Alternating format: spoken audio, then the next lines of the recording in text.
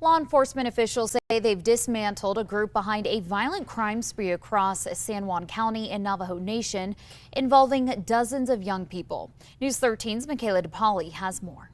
With juvenile crime a concern across New Mexico, the Farmington police chief says it hadn't been a major issue there, at least not until recently. The San Juan County Sheriff says about 10 people have been identified as key players in the crime spree, with around 20 others named as connected.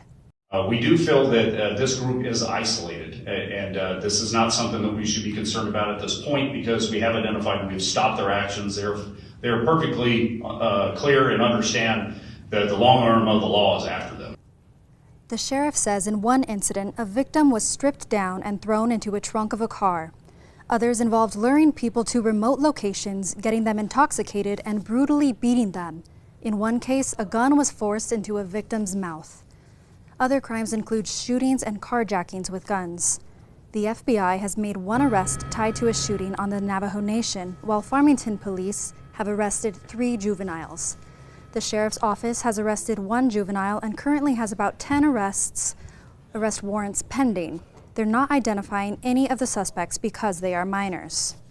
Sheriff Ferrari says while the number of juvenile crimes hasn't drastically increased, the level of violence has escalated in disturbing ways. He's also warning parents they can be held civilly liable for their children's actions.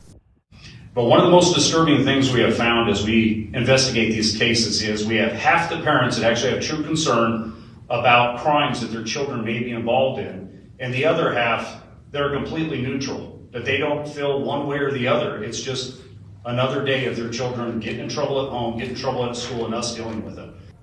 FPD also arrested 2 22-year-old adults who lived in the home in Farmington where a large fight broke out last month. That fight ended with 2 minors being shot and 1 seriously injured. Back to you. The sheriff says they were able to stop the core group behind the crime spree, in part due to people who stepped forward to identify those involved.